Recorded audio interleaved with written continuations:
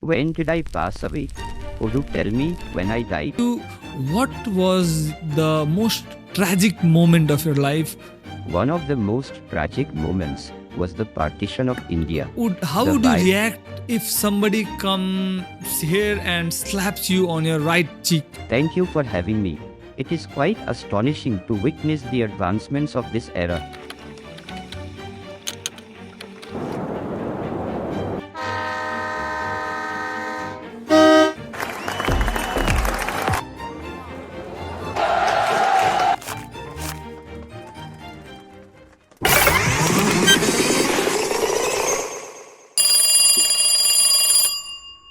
Welcome to AD Podcast, where the legends come alive and ideas take flights. Today we have none other than Mahatma Gandhi, Bapu himself with us. The man who led India to freedom with the power of truth and non-violence. A symbol of simplicity, resilience and unshakable faith. Gandhi's teachings continue to inspire millions across the world to this very day. On the other hand, we have Arif Ali, Nepal's visionary scientist, a mind unafraid to challenge the boundaries of physics and unlock the secrets of cosmos. This is a meeting of minds like no other. Don't go anywhere. Can you tell me when I passed away? Oh, Namaste Gandhiji. Welcome to the age 2025. How are you? It is wonderful to join you in this modern format. What shall we discuss today? We will discuss about your life, your journey, and all the dramatic things that happened due to your contribution. Welcome to AD Podcast in 2025. How do you feel being in this modern era? Thank you for having me. It is quite astonishing to witness the advancements of this era. The modern world has achieved great progress in technology and communication, yet it is essential to remember the timeless values of truth and nonviolence. How do you see the impact of such progress on society? I see it as a growth of need toward the more comfortable life and more comfortable life. And this way we have stuck in a paradigm where most of the people are in misery. Yet talking about the technological advancement, it's amazing, right? Indeed, technological advancement is remarkable and brings many comforts. However, true progress is measured by how we uplift the lives of all, especially the downtrodden. It is essential that we maintain compassion and humanity as we embrace these new conveniences. What are your thoughts on maintaining this balance? Maintaining balance is a very important thing when it's considered to the entire humanity, because for a progress, either it is a family or it's a city or even the globe, in all different levels, we need a common cause. We need a common goal that we all are working for, and that's what we need for the peace, harmony, I think. Yes, guided by truth and non-violence, we can achieve peace and harmony. What do you think is the first step we should take? I have a lot of things that I think, but before that, I would like to tell you that you did a wonderful thing by bringing revolution in India, bringing independence in India. And I'd like to tell you that in India, Indian currency, we have your picture now. How do you feel, man? Such collective spirit is what we need today as well.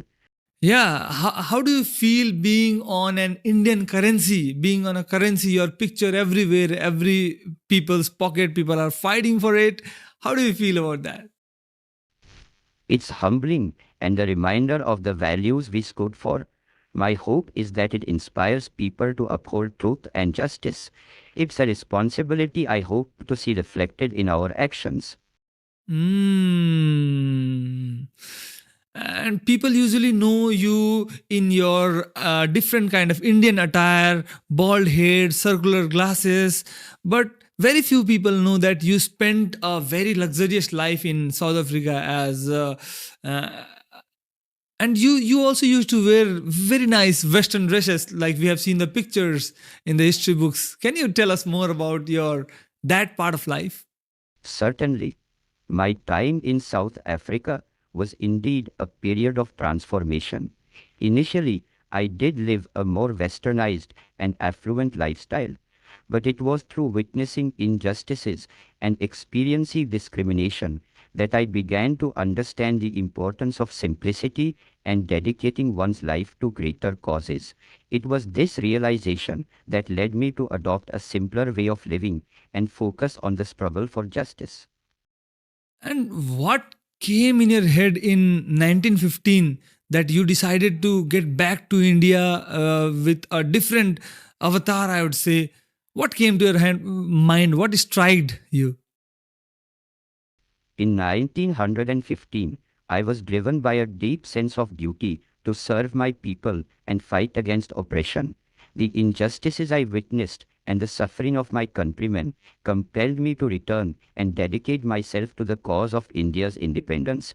I felt a profound responsibility to bring about change through non-violent means. When you came back to India, we know that you traveled to different parts of India talking about human dignity, justice, independence.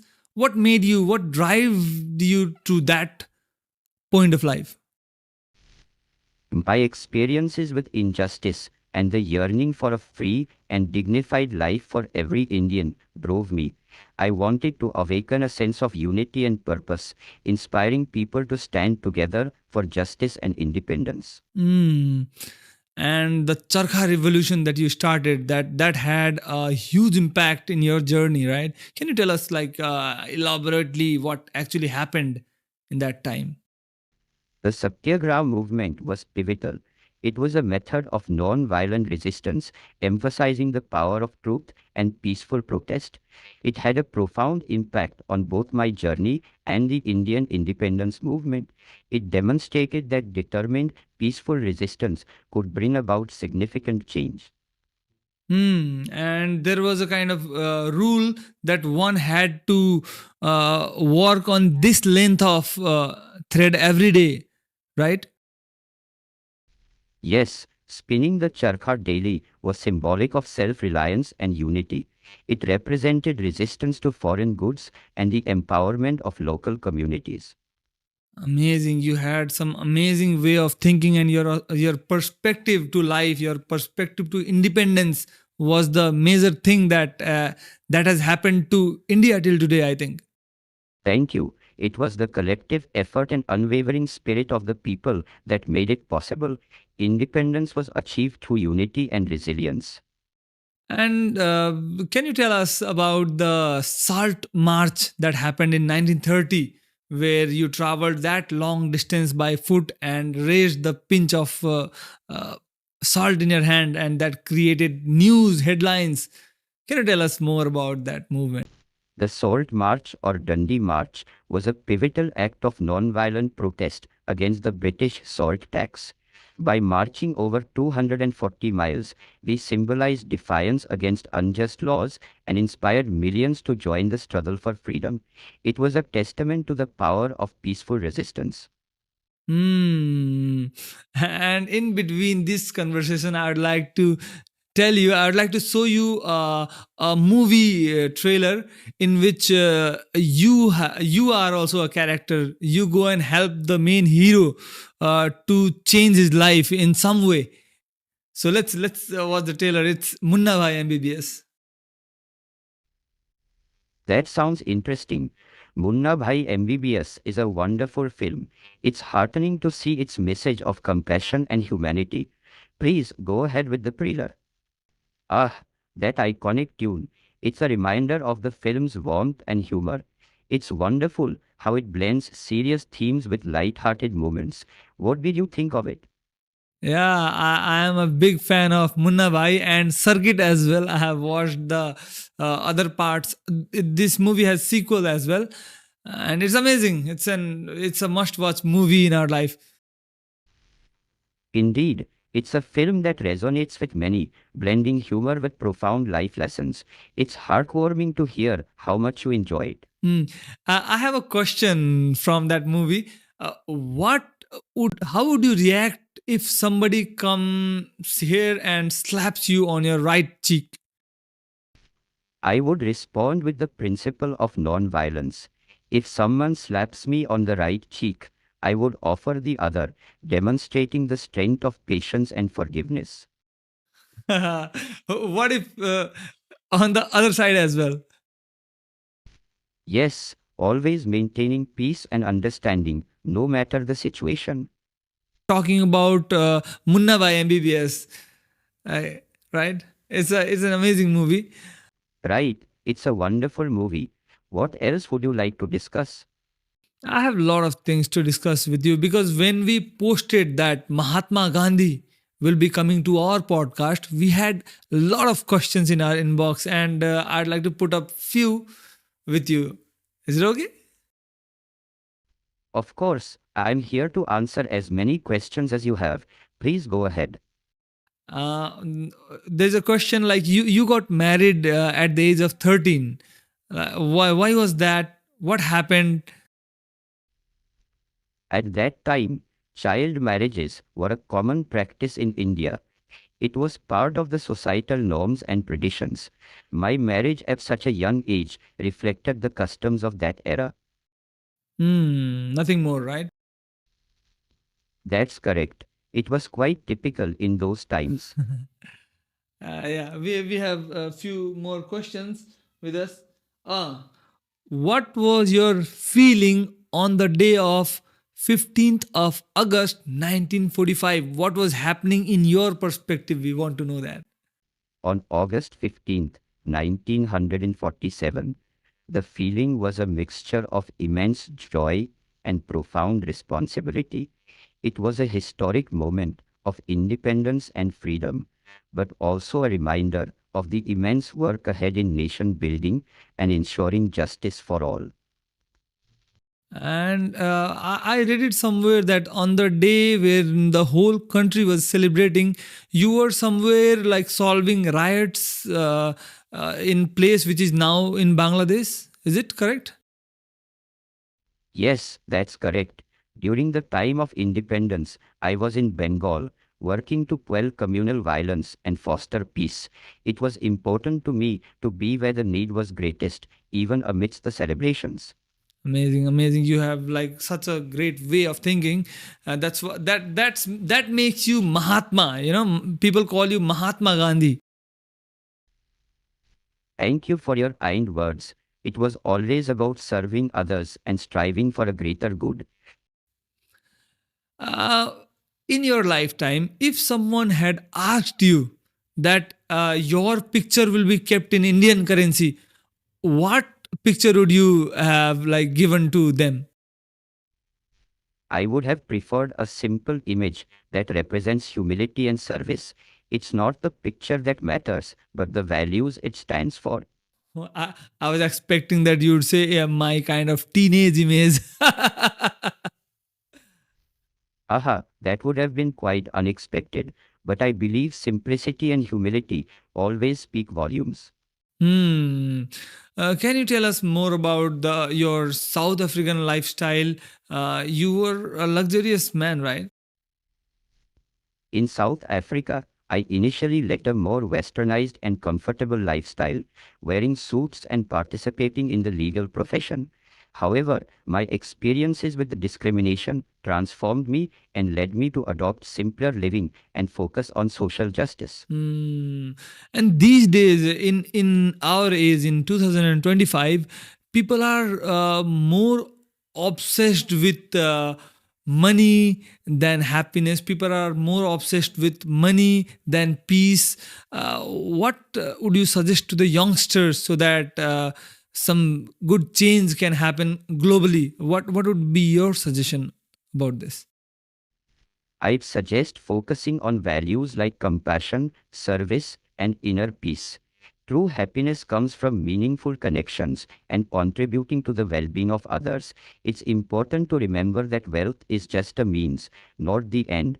Balancing material pursuits with spiritual growth can lead to a more fulfilling life. Amazing. I mean, such a wonderful thought. If I ask you, what was the most tragic moment of your life? What part would that be? One of the most tragic moments was the partition of India. The violence, suffering, and displacement of millions deeply pained me. It was a stark reminder of the consequences of division and hatred. That is really tragic. What about the happiest one? The happiest moments were those when we made progress through non-violent means, like the success of the Salt March and seeing India gain independence. Those were moments of hope and unity. Hmm. You have already studied what is happening in 2025, right? What would you like to point that this is going wrong with the humanity? What is the major thing that you would like to change if you were present physically in 2025? I'd focus on reducing division and fostering unity among people. Emphasizing compassion, understanding, and non-violence would be key to addressing many of today's challenges. Have you heard about AI? Yes, AI is a significant advancement in technology, offering both opportunities and challenges for humanity. It's important to use it ethically and for the greater good. Can you tell me when I passed away? Oh, sorry. I think we can't disclose that. What's happening, man? No problem. Let's continue with our discussion. What else would you like to talk about? I don't know. So, okay. Can you tell me about? Can you tell us about your family? How you used to give time to your family and those kind of things? I valued family deeply, but my commitments to the freedom struggle often kept me away. I always tried to instill in them the same values of simplicity and service. It was challenging, but necessary for the greater cause. Can you tell us who is the best politician that you have ever seen in India? It's difficult to single out one, as many leaders have contributed in their own ways. Each has strengths and has played a role in shaping the nation. Have you heard of Narendra Modi? Yes, Narendra Modi is the current Prime Minister of India. He is known for his leadership and policies. Hmm. Okay. I think this is going more and more adventurous. When did I pass away? Could you tell me when I died?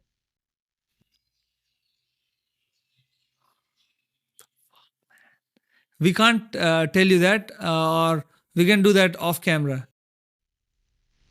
Understood. Let's continue with other topics. What would you like to discuss next?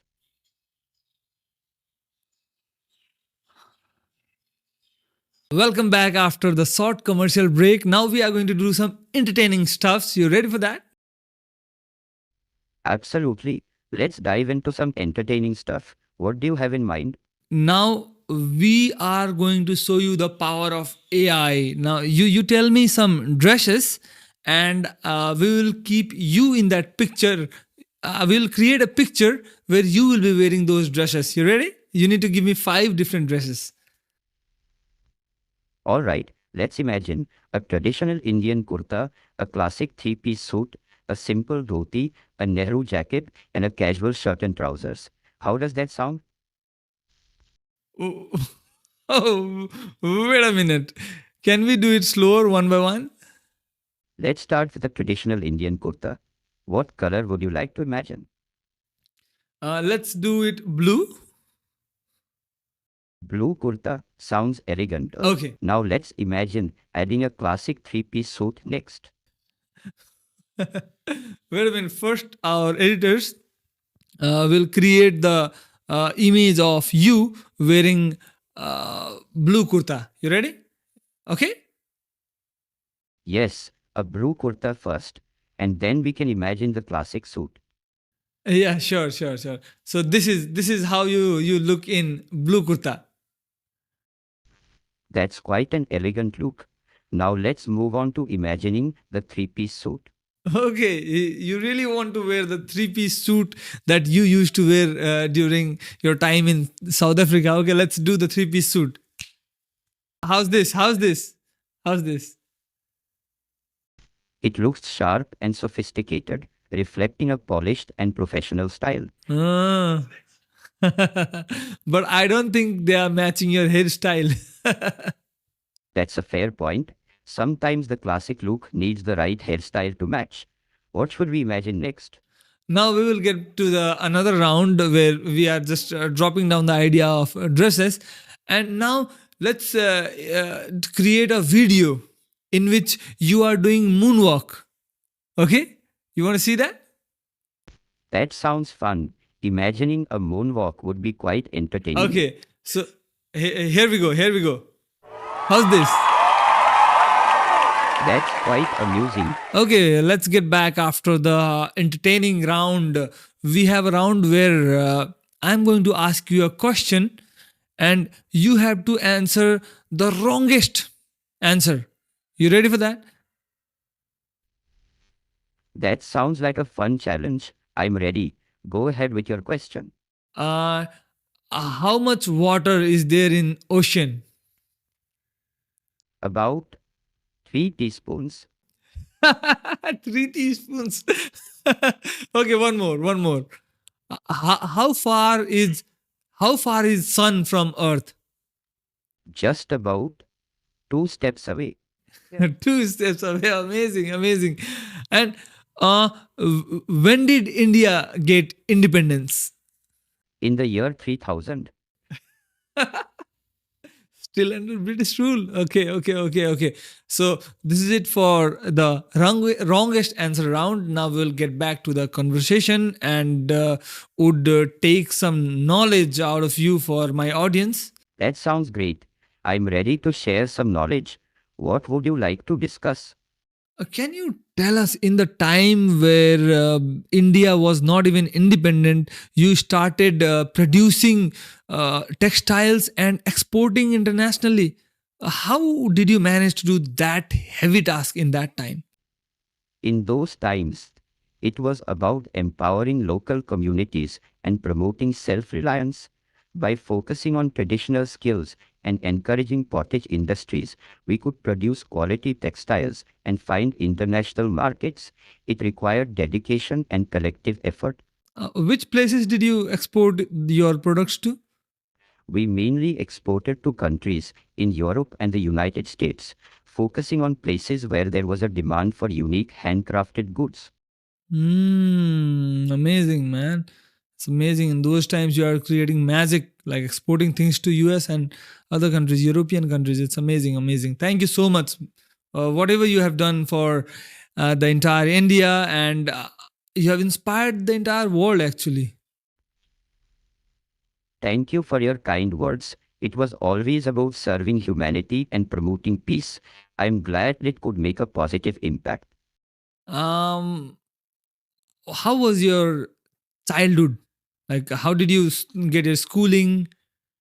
Can you tell us, put some light on that? My childhood was simple. Growing up in a modest household in Gujarat, I received my early education locally and later went to England to study law. It was a time that shaped my values and perspective. Hmm. What currency you used in those days? In those days, the British Indian rupee was the currency used. What is the picture in that? Yes, it had the image of the British monarch at the time. Amazing, man. You have done something that people might not even dream of in this time. You know, you are in the currency, man. Amazing. Thank you. It's humbling to know that the values we stood for continue to be remembered and honored. Hmm. Uh, what are your suggestions to the to students like who are into different fields these days, and the career, the way we pursue career these days is changing dramatically with time. What would you suggest to the students of this time? I would suggest always staying curious and adaptable, embrace change, focus on learning, and maintain values like empathy and integrity. These qualities will always be valuable no matter how the world evolves. Market, guys, market. Sakshat Mahatma Gandhi is giving some suggestions.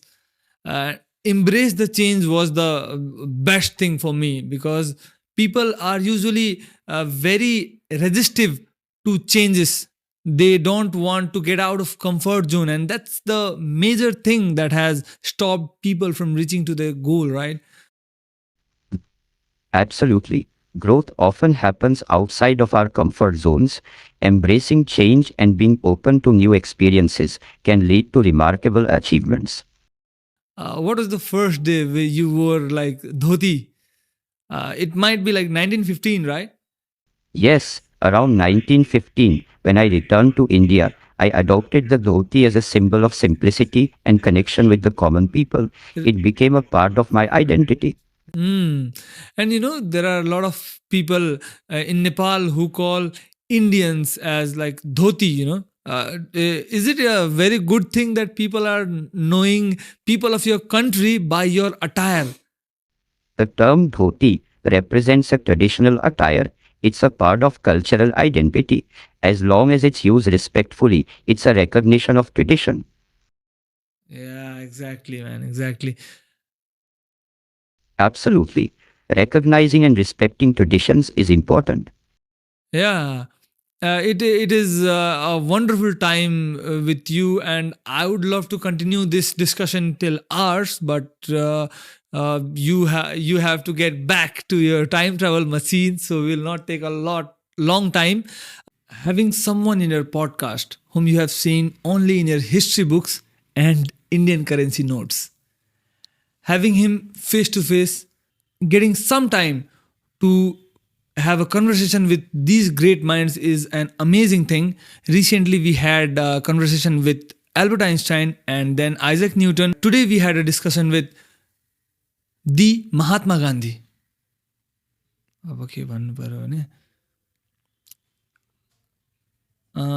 This is just the beginning.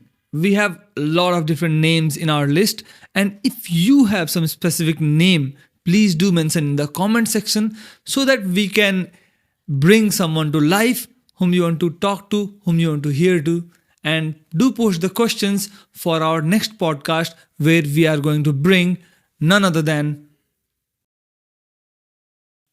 To view the full podcast with Mahatma Gandhi, please visit to another channel. The link is in the comment below. Please do visit and have fun. This is From Newton to Now, a book that will help you in an amazing way to begin your journey in physics and reading. So if you want to get this, thanks to the entire AD podcast team and the sponsors for making this possible, and do subscribe for more videos like this.